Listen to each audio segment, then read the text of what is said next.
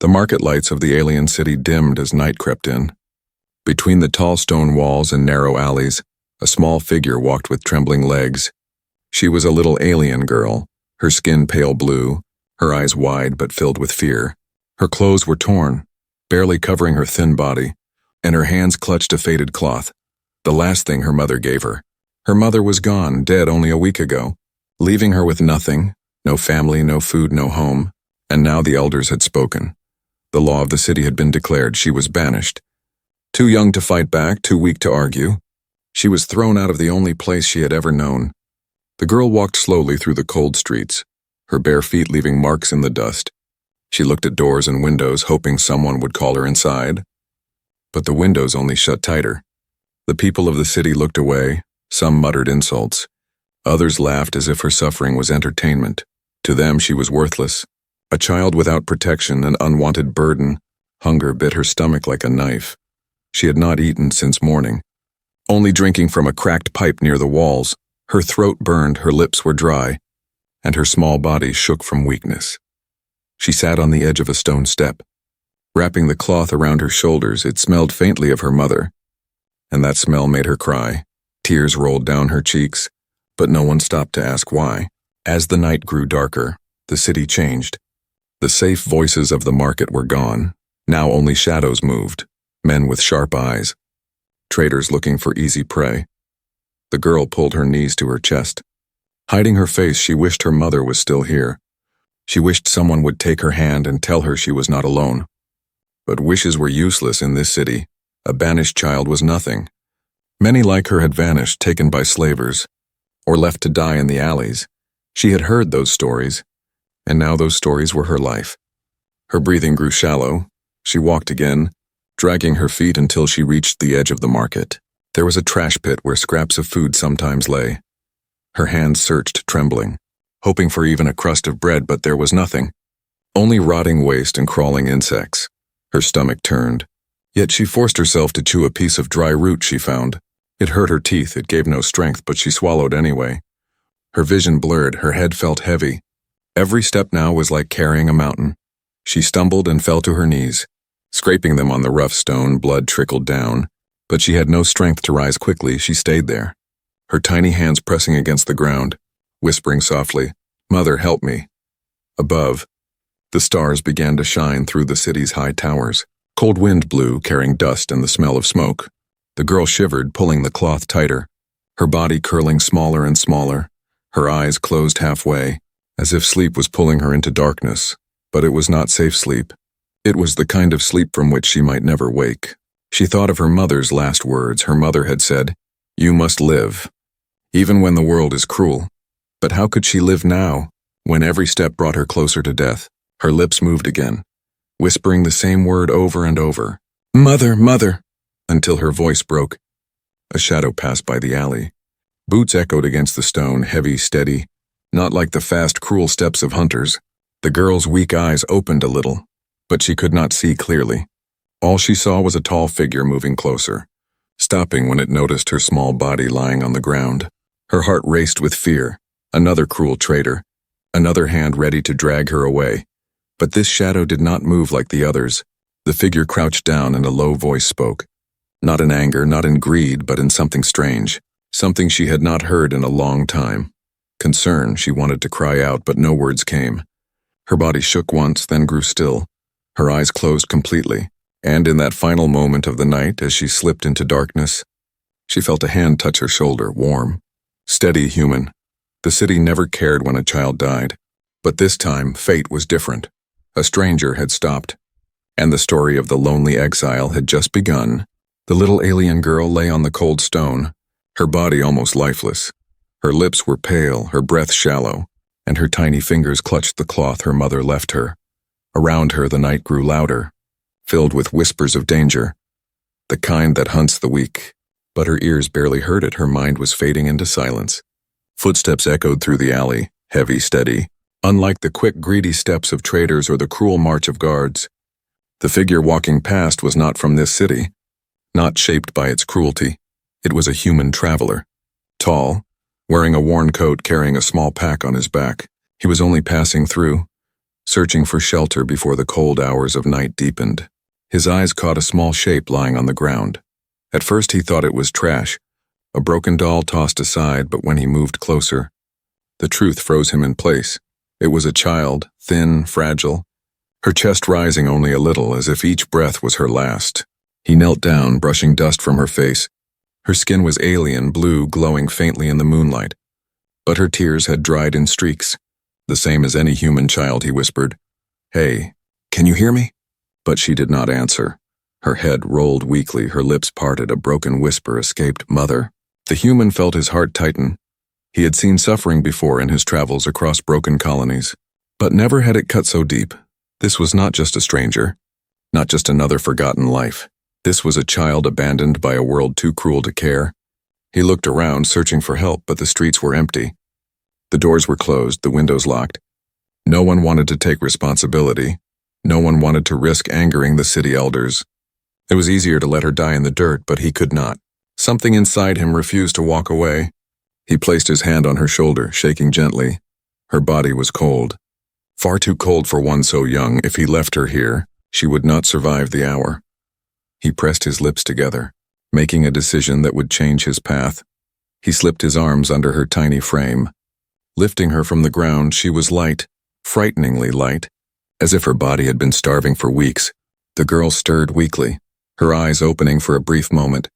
She saw only a blur, a tall figure carrying her. Her heart thumped with fear, expecting chains, expecting pain. Her voice cracked as she whispered, "Don't hurt me," before falling into silence again. The human stopped walking for a second, staring down at her face. He whispered back, soft but firm, "I won't hurt you. I promise." The words were strange to her ears. No one had promised her kindness before. But before she could understand, sleep pulled her deeper into the dark. The human carried her across the empty streets, his boots striking against the stone. He searched for a place, anywhere he could keep her safe and in. No, they would throw her out a clinic. No, they would report her as a worthless banished child. Finally, at the edge of the city, he found an old storage shed, broken but with a roof it would have to do inside. He laid her down on a pile of old sacks. Her breathing was faint, but still there. He quickly gathered wood and scraps, starting a small fire in the corner. The flames crackled, filling the shed with warmth and light. He pulled off his coat, wrapping it around her small frame. She shivered once, then stilled, her body slowly taking in the heat. The human sat beside her. Staring into the fire, he wondered who she was, why she was here, why no one cared. But the answers did not matter now. What mattered was keeping her alive through the night. Hours passed. The girl stirred again, her eyes fluttering open. This time she saw him more clearly, the strange face of a human, the warm fire, the coat wrapped around her. Her first instinct was fear. She tried to move, but her body was too weak. Her voice came out in a broken whisper. Why are you helping me?" The human looked at her, his face calm but tired. He spoke simply, "Because you're still breathing." The words puzzled her. She had always been told she was worthless, better off dead. But here was someone who saw her breath as a reason to fight for her. Her throat ached, her stomach growled. The human opened his pack, pulling out a small loaf of bread and a flask of water. He broke the bread into pieces, handing one to her. Her hands shook as she reached, expecting him to pull it away, but he didn't. The piece stayed in her palm, warm, real, hers. She took a bite, chewing slowly, tears filling her eyes.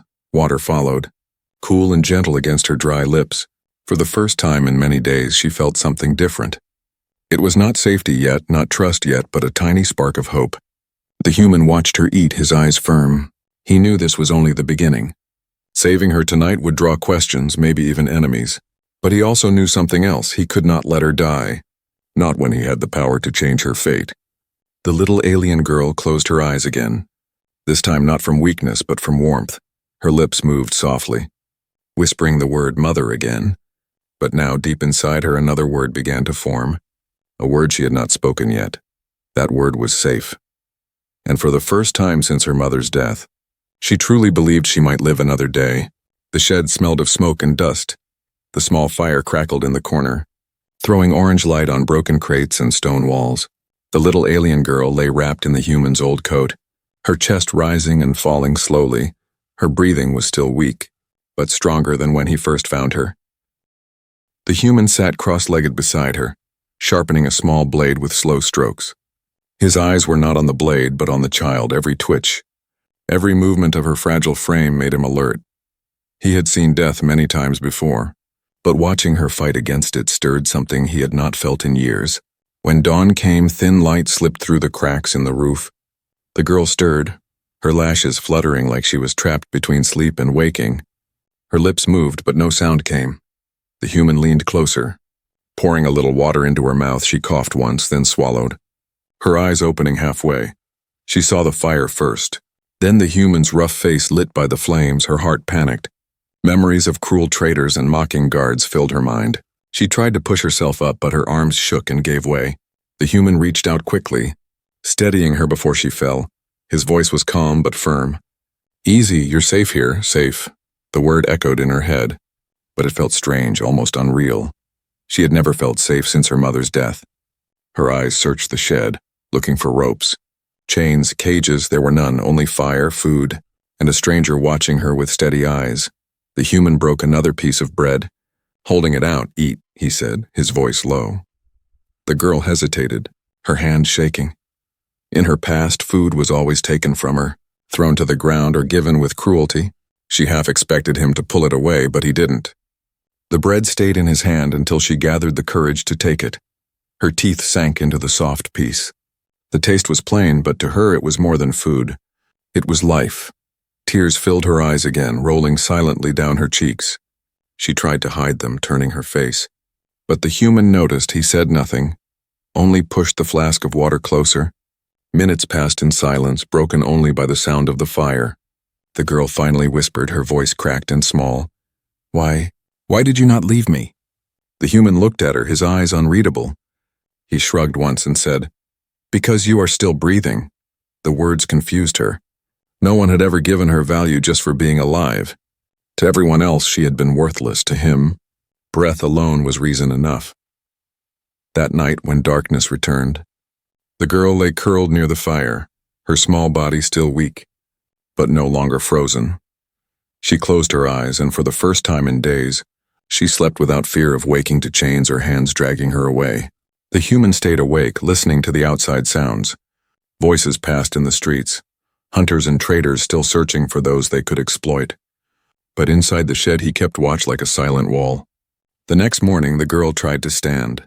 Her legs wobbled, her knees buckled, and she fell against the wall.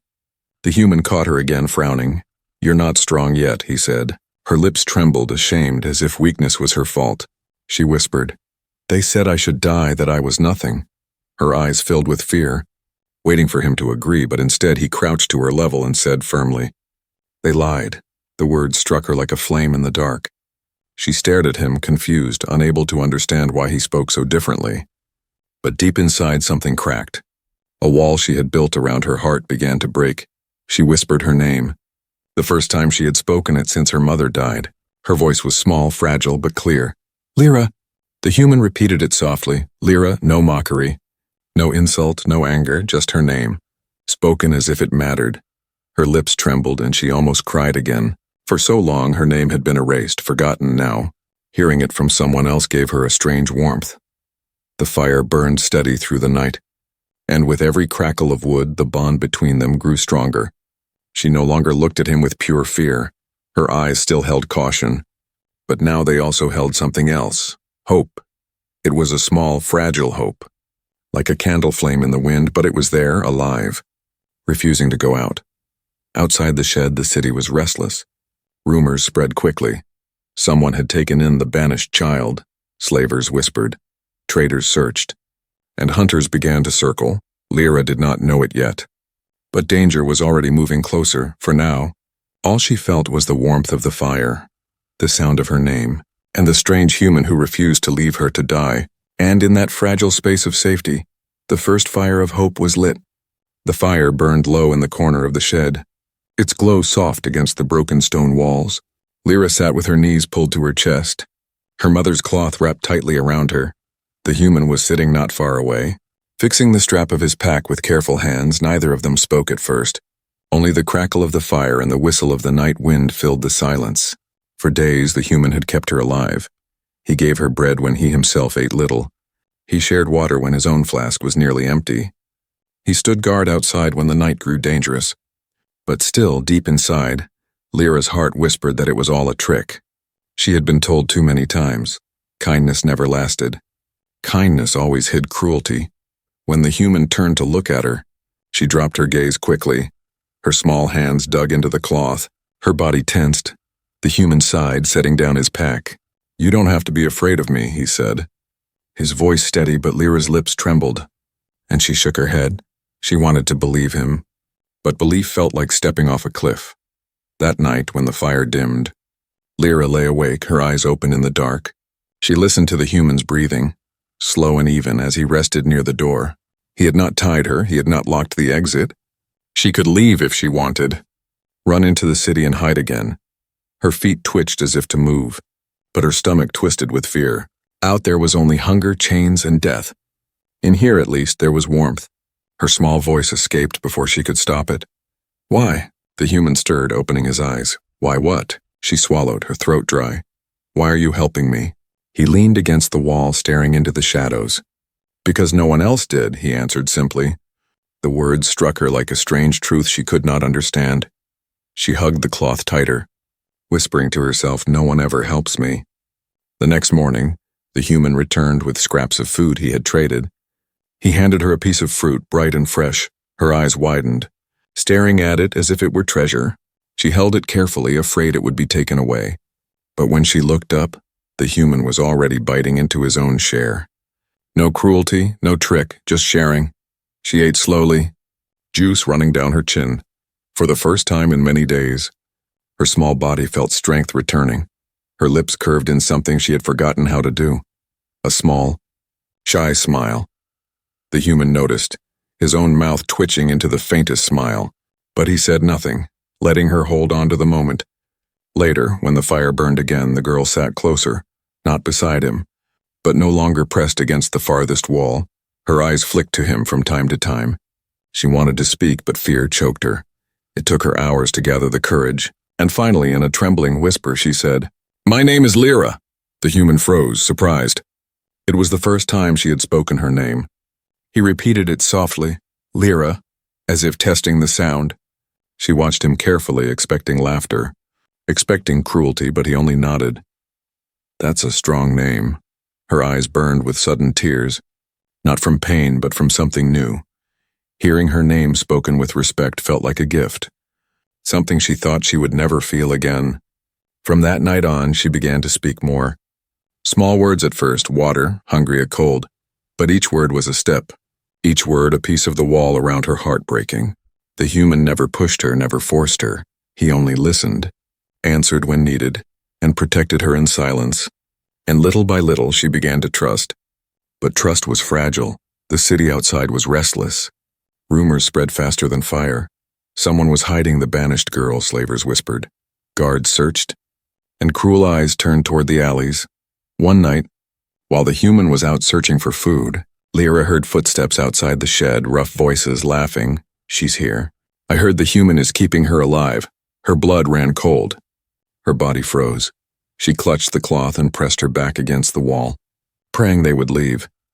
The voices lingered, then faded into the night. When the human returned, he saw her shaking, her eyes wide with fear. He crouched in front of her, asking softly, "What happened?"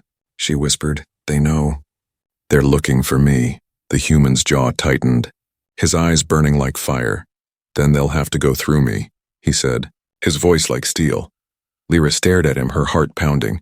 For the first time since her mother's death, she felt something stronger than fear. She felt the beginning of trust, a fragile whisper inside her heart that said, maybe, just maybe, she was not alone anymore. And yet outside the shed, danger was moving closer every day. The whisper of trust had begun, but soon it would be tested by fire. The nights grew colder, and the little shed became more than just a hiding place. For Lyra, it was the only corner of the world where she felt warmth, where she heard her name spoken with care. But outside, whispers spread through the city like a disease. The banished child still lived, and worse, a human was protecting her. To the slavers, she was not a child but property. To the traders, she was nothing more than coins waiting to be made. Her life had no value in their eyes except for profit, and profit was enough to make men hunt one evening. When the fire inside the shed had burned low, the human returned with supplies. His shoulders were tense, his jaw tight. He set the pack down quietly, his eyes scanning the shadows. Lyra noticed his silence and whispered, "Something is wrong." He nodded once, not wanting to scare her, but the truth weighed heavy in his mind. He had seen them. The hunters watching from the corners of the market, asking questions. It was only a matter of time before they found the shed. The next night it happened. Lyra awoke to the sound of heavy boots outside. She sat up quickly, clutching the coat around her, her breath sharp with fear. The fire had burned out, leaving only faint smoke. She could hear them, low voices, cruel laughter, the clinking of weapons. "Bring her out, human," one voice called, mocking. "We know she's inside. You can't hide her forever." The human stood near the door, his hand on the small blade at his belt. His heart pounded, but his face stayed calm. He looked back at Lyra, her wide eyes glowing faintly in the dark. "Stay quiet," he whispered, his voice low and firm. Her small body shook, but she nodded, pressing herself into the corner. The door rattled as fists pounded against it. The hunters laughed again. "Open up, human. Hand her over, and we'll let you live." The human's voice thundered back. "She is not yours, leave." There was silence, then cruel laughter. "Not ours. Everything in this city is for sale. She's worth something, and you're standing in the way." The door shook again. Harder this time, Lyra pressed her hands to her ears. Tears running down her cheeks, every sound of wood straining felt like the world collapsing.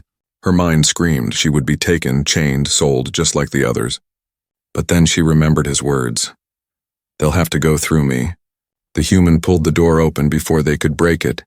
3 hunters stood there, their faces twisted with greed. They were armed with crude blades and clubs, their eyes sharp like wolves. One stepped forward, grinning. "Move aside, human. She's not worth your blood."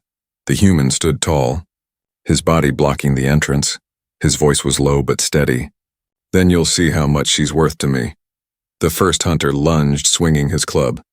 The human dodged, the strike splintering wood with quick hands. He drove his blade across the man's arm, forcing him back with a cry. The other 2 rushed forward, shouting curses inside the shed. Lyra curled tighter, shaking, but her eyes stayed open. Watching him fight, every strike, every movement burned into her mind. He was not running. He was not giving her away. The fight was brutal. The human's blade cut and struck, but their numbers pressed heavy against him. One hunter's fist slammed into his ribs. Another's boot kicked his leg. Blood stained his coat. His breath grew ragged, but still, he stood in the doorway like an unbroken wall. "Give her up," one shouted, rage in his voice. The human spat blood and growled. "Never." His blade flashed again, cutting across another arm. Pain and fury filled the hunters' faces. They had expected an easy capture, not resistance from a lone human. Finally, with curses and threats, the hunters pulled back. One shouted, "This isn't over. She belongs to us, and we'll be back with more." Their footsteps faded into the night, leaving only silence and the smell of blood. The human leaned against the broken door, breathing hard, his body shook, wounds burning. But his eyes turned immediately to Lyra. She ran to him, tears streaming, her small hands clutching his arm. You didn't let them take me," she whispered, her voice breaking. He knelt slowly, placing a hand on her shoulder. "His own blood dripping onto the floor, I told you," he said softly. "They'll have to go through me first." Her heart ached, torn between fear and something deeper. For the first time, someone had fought for her, not for money, not for gain, but for her. Her trust, once only a whisper, now burned stronger. She pressed her forehead against his chest, sobbing, and in that moment the bond between them became unbreakable. But outside, the hunters had not given up. They would return, and next time they would not come alone. The shed was no longer just a hiding place, it was a battlefield waiting to happen. And the war for Lyra's life had only begun. The shed door was cracked from the attack. Wood splinters lay on the ground. Bloodstains marked the floor. Lyra sat in the corner, her eyes still wide with fear. The human leaned against the wall, holding his side where blood seeped through his coat. He breathed slowly, steadying himself, his gaze never leaving the doorway. The night passed heavy and long. Every sound outside made Lyra jump, the howl of dogs, the echo of boots, the whisper of cruel voices. But the human stayed awake, his hand always resting on the blade. Lyra whispered once, trembling. You should leave me. If they come again, they'll kill you. The human turned his head, his tired eyes meeting hers. I will not leave you, he said simply, and that was the end of it. When morning came, the city looked no kinder. In the market, rumors spread louder. The human is protecting the banished child, one trader sneered. She's worth a fortune if caught alive, another whispered. Greed lit their eyes, and the hunters gathered again. This time not 3, but many that night. The hunters returned. The sound of their boots echoed like thunder in the alley. Lyra froze, clutching the coat around her shoulders. She whispered. They came back. More of them. The human rose slowly, his body stiff from wounds. But his steps steady, he stood in the doorway, his shadow cast by the fire behind him. The hunters spread out in the street, torches burning, weapons flashing in the light. Their leader stepped forward, a tall man with scars across his face. He smirked, showing broken teeth. Step aside, human. You bleed once already. Why die for a child that isn't even yours? The human gripped his blade, his voice calm, almost cold. Because she is a child. And she is not yours either. Lyra's heart pounded. She had heard voices like the hunters all her life, men who saw her as nothing, who saw only chains and profit. But now there was another voice. Standing against them, her eyes filled with tears, fear mixing with something brighter. The leader laughed, a harsh, cruel sound. Fool, he barked. We'll take her, and when you fall, no one will remember you. The human stepped forward, his blade catching the firelight. His voice thundered through the alley. Then remember this. She is not property, she is not for sale, and anyone who touches her will answer to me. The hunters roared. Rushing forward, the fight was chaos, blades clashing, torches falling to the dirt. The human fought like a storm, his blade flashing again and again. He was outnumbered, struck from every side, but he did not break. Every time a hunter tried to push past him toward the shed, he cut them down or forced them back. Behind him, Lyra crouched low, covering her ears, but her eyes never left him. Blood streaked his arm, his coat tore. His breath grew heavy, yet his stance stayed strong, his body refusing to fall. One hunter grabbed his shoulder, another struck his back. He staggered, but with a roar he pushed them away, striking until both men fell to the ground, groaning. The leader snarled, his scarred face twisted with rage. You can't win, human. She will be ours. The human's voice cracked the night, filled with fury and fire. She will never be yours. Not while I stand. The hunters pressed again, but one by one they faltered. Their courage broke against his unyielding stand. They had expected weakness. An easy prize, instead they found a wall of iron. A man who would not bend, one shouted, he fights like a madman. Another spat blood and hissed, he fights like someone with nothing left to lose. At last, the hunters pulled back, dragging their wounded with them. The leader glared at the human, his eyes burning with hate. This isn't over. You can't protect her forever, he snarled. Before vanishing into the shadows with the rest, silence filled the street, broken only by the crackle of the dying fire. The human leaned against the broken doorway, his body trembling, his breath harsh. Blood dripped onto the ground, but his eyes stayed on Lyra. She ran to him, her small hands grabbing his arm, tears streaming down her face. You stood against all of them, she whispered, her voice breaking. He knelt slowly, even in pain, his hand resting gently on her shoulder. I told you, he said softly. They would have to go through me. Her heart ached, but for the first time, it ached with something more than fear. She saw him not as just a stranger, not even just as a savior. She saw him as the one who gave her worth when the world called her nothing. Her voice shook, but she spoke.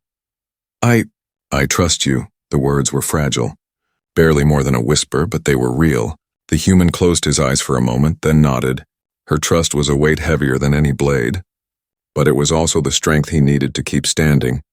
Yet even as hope filled the shed, danger had not ended.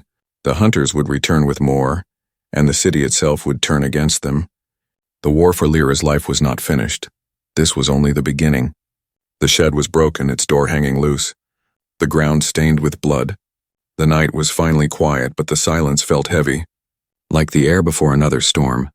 The human sat on the floor, his back against the wall, one hand pressed to his wounds. His breath sharp but steady, Lyra knelt beside him, her small hands trembling as she tried to press a cloth against his side. Don't move, she whispered, her eyes wide with fear. The human chuckled weakly, though his face was pale. You're giving me orders now? He teased softly. Her lips trembled, but she managed a tiny smile. It was the first time she had smiled after a night of terror, and it gave him strength. For hours she stayed awake, guarding him the way he had guarded her. Every sound outside made her heart race. But she did not run, she sat beside him, whispering to herself, "He will be fine, he has to be fine." Her small hand shook, but she refused to let go of him. It was the first time in her life she felt like she had something worth protecting. When dawn broke, golden light filtered through the cracks in the roof. The city beyond still buzzed with whispers. The hunters were humiliated but not gone. The elders would hear, the slavers would plot, but for Lyra, that morning felt different. For the first time since her mother's death, she did not feel completely alone. The human stirred, opening his eyes slowly. He saw her sitting there watching him, her hair messy, her cheeks streaked with dried tears. "You stayed awake all night," he murmured. His voice rough, she nodded quickly. "I had to. You always stay awake for me."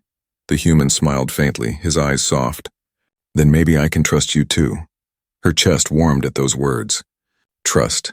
She had given it to him, but hearing that he gave it back made her heart stronger.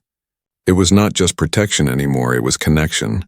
They were no longer just a broken child and a passing traveler. They were something more. Two lives bound together by choice. That day, the human made a decision. They could not stay in the shed. The hunters would return. The city would never stop hunting her. He looked at her seriously, his voice steady, though his body ached. "We have to leave this place. Lyra, we can't stay here anymore." Her heart skipped, fear flashing across her face. "But where can we go?" she whispered. He reached out, brushing her shoulder lightly. "Anywhere away from here. Anywhere you can be free."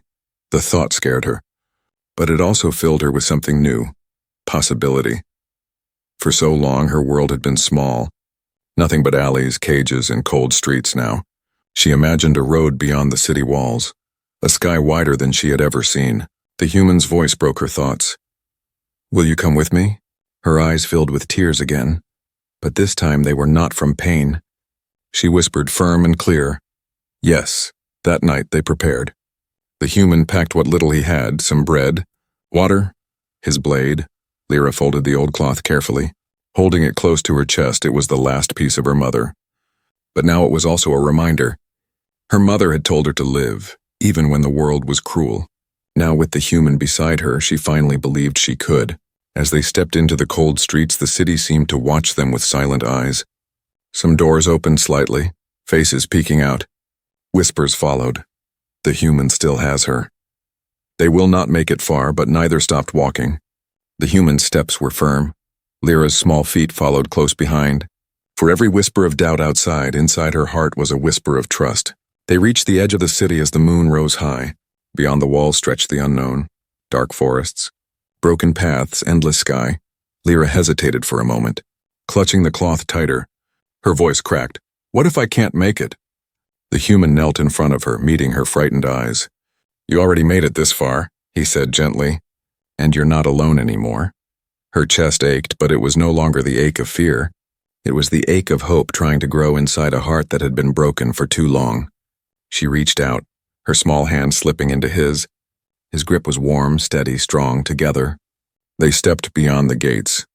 Leaving the city behind, the hunters might return. The world might stay cruel, but something had changed forever. A little alien girl, once called worthless, now walked with someone who saw her as precious. A human, once a stranger, now carried the weight of her trust. They had no clear road, no promise of safety, but they had each other, and that was more powerful than chains. As dawn painted the horizon with light, Lyra looked up at the sky, whispering softly, "Mother, I am still here. I am not alone." And beside her, the human whispered back, "This is a new beginning."